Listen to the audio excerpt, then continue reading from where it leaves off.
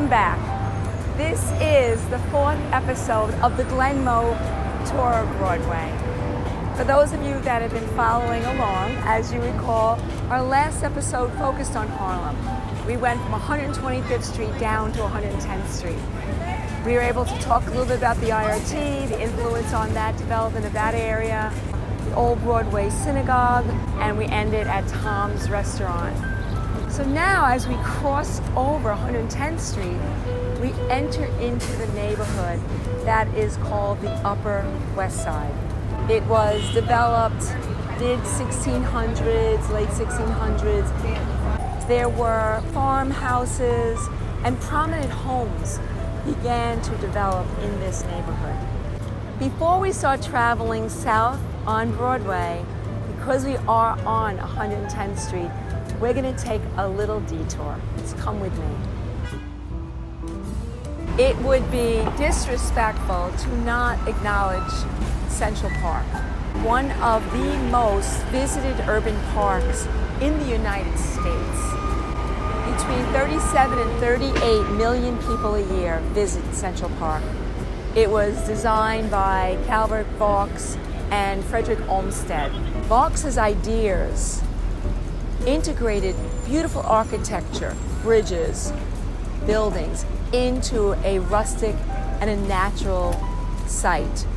Central Park, every inch of it was designed. This is not what this area looked like. And it is a treasure to New York City.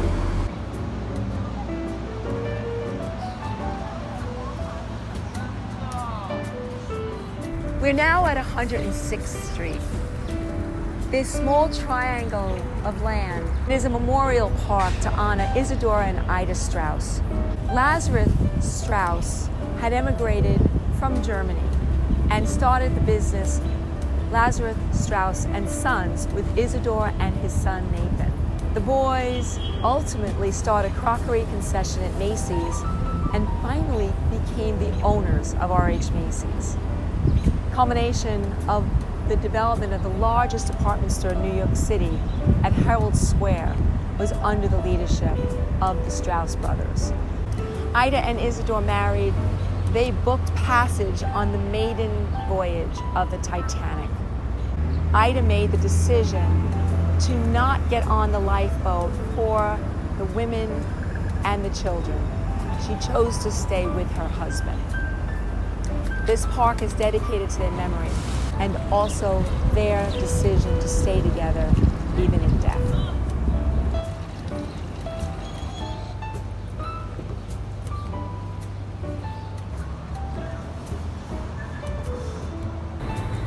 This avenue was settled and named Bloomingdale by the Dutch. In time, though, as it became more of a throughway, the name changed to be called the Boulevard. Broadway became the official name in 1899 as the winding road that was meandering through farmlands became a much more meaningful boulevard, and then ultimately Broadway as it was straightened out. As we travel south on Broadway, we find a gem, one of the best examples of the Horn and Hardart restaurants that was opened between 1930 and 1953. Back in the early 1900s, the beginning of fast food was defined by the Automat. I remember being young and my grandmother taking me to an Automat. The ability to go into a restaurant, see a wall of food behind little glass doors. I would ponder this amazing sense of choice. And you would take your coins, put it into a slot, and then magically you'd be able to open up the small door and pull out the piece of pie or the sandwich or even a hot meal. At its height, there were 45 of these automats throughout New York City, with the last one closing in 1991.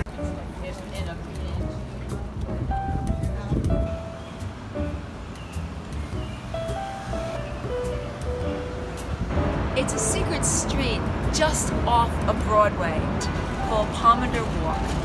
It was created by the owner, Thomas Healy, who wanted to build a hotel here. And in the meantime, while he was getting the financing, he built this small walk, which is a block long, where small, colorful, beautiful homes, very tiny, line this secret street. Never built the hotel, and by the time he had passed away in 1927, the reality was this was a desired place for people to live.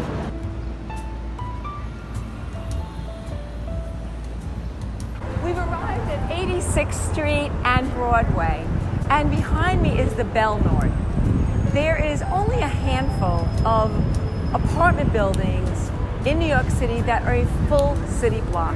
The Belnord is one of those. It has an Italian Renaissance design with these amazing archways. These archways lead into an internal courtyard that is stunning. This is one of the largest internal courtyards in all of New York City. In 1980, this building was landmarked and protected.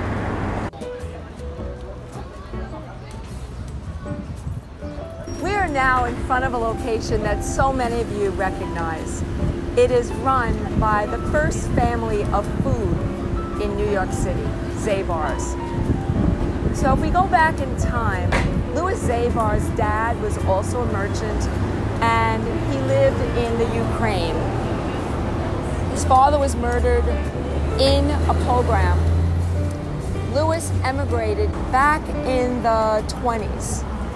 Lillian, who ultimately became his wife, she also came from the same village in the Ukraine. She came into New York, re-met the man that she had known from her own village, and they married.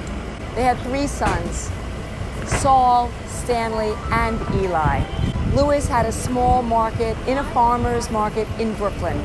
As time went forward, he had 10 markets by the time he passed away in 1950. The 2 older brothers, to help mom out, took over the business and started to build the institution that many of us know. Murray Klein started out sweeping floors at Zabars, and then by 1960s, he bought Lillian's share of the business and began to partner with Saul and Stanley.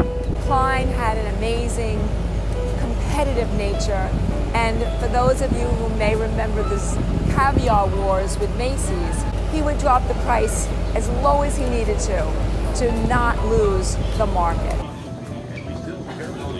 Zabars became known as a place where you could get any type of food. Less expensive than Fairway. So we're going to see the diversity of food, the energy, but if you try to come here on one of the high holidays, make sure you're prepared to get online. This is the smoke here, and this piece is very... So we're going to end our visit here. We had a wonderful trip from down 30 blocks, from 110th down to 80th Street. So now I've got my bag of food. I need to go home now and eat it. So enjoy until next time.